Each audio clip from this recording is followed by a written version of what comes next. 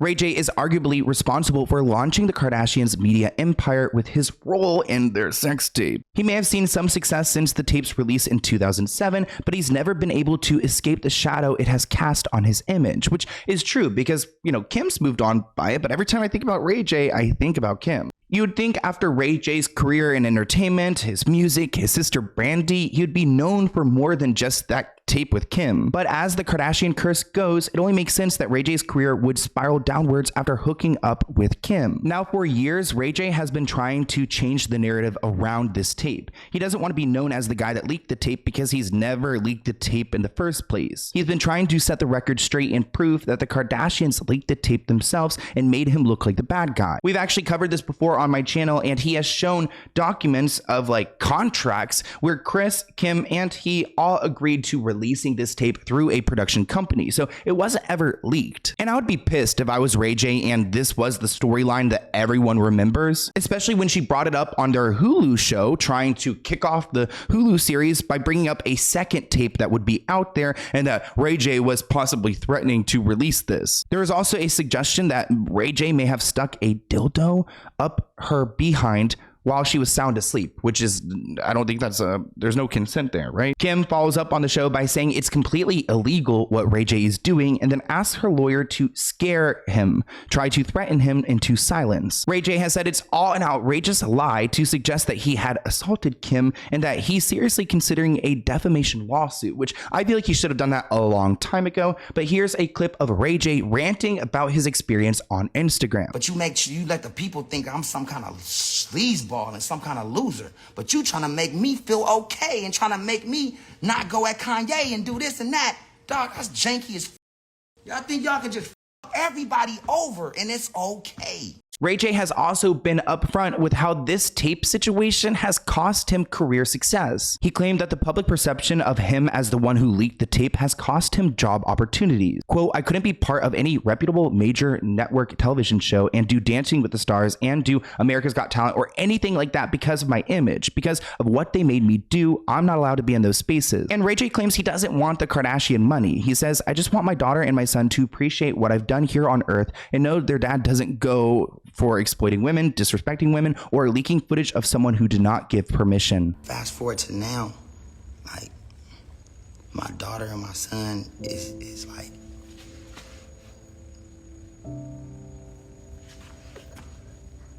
that shit fucked up. I'm glad that Ray J has exposed all this on social media. I've made my videos talking about it, and I'd love to interview him one day and look at the evidence in person. But before we end this episode, I want to go through some honorable mentions. Like Reggie Bush. Reggie Bush was Kim's boyfriend for 3 years and even made a regular appearance on their show. The athlete was a celebrated footballer, but following his split from Kim, he lost momentum in his skill, and he was unfortunately dubbed as the biggest overhyped flop ever in professional football. He retired soon after. Now, James Harden may have only briefly dated Khloe back in 2015, but according to James, it was the worst year of his life. Now, when it comes to Tyga, he had a relationship with Kylie Jenner, and while she is a Jenner and not a Kardashian, it doesn't seem like he's done too great after their breakup. Following his split from Kylie, Tyga's career went downhill, with several of his singles being deemed a flop. He was also under media scrutiny for bailing out on car payments and rent, and being involved in several lawsuits. We all know that Kim has been married to Kris Humphrey, she's been married to Kanye West, but she's also been married to another man. His name is Damon Thomas. Kim's lesser known ex-husband Damon is another victim of the Kardashian curse. Now, he was married to Kim in the early 2000s, and following their rocky divorce, he filed for bankruptcy. Apparently, Damon was in debt for about $4 million, so not a great look. I also believe he paid for some of Kim's plastic surgery. We've talked about him before in a deep dive, so maybe she, robbed him and then left him behind. Another man to add to Khloe's list is Rashad McCants, who she dated in 2005. Now, the NBA player did not have nice words to say about his romance with Khloe and blamed his failed career on her, saying, quote, without that situation in play, I'm a $60 to $70 million player. Another athlete that's been involved with his family is Devin Booker. He was a basketball player and Kendall Jenner's boyfriend. They dated for about 2 years, but it was his devastating loss during the NBA Finals in July 2021 when their their affair finally became the talk of the town, and not for good reasons. Devin's poor performance was blamed on the Kardashian curse by fans on Twitter. Another person I'd like to mention is Pete Davidson. Pete dated Kim for almost a year, and their relationship was pretty turbulent. Kanye West had a big impact on how everyone saw Pete because they were constantly fighting online. Pete clearly became a victim of online harassment at the hands of Kanye, so much so that Pete actually ended up undergoing trauma therapy to deal with the rapper's ongoing bullying. A source told Radar Online,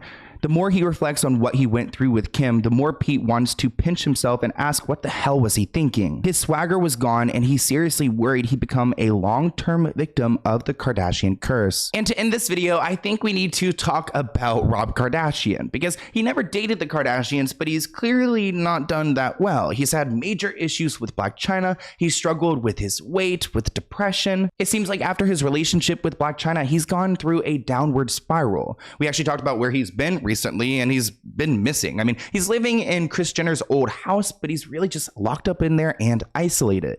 Thank you for watching this clip from the Let's Get Into It podcast. To view the full episode, visit the link listed below.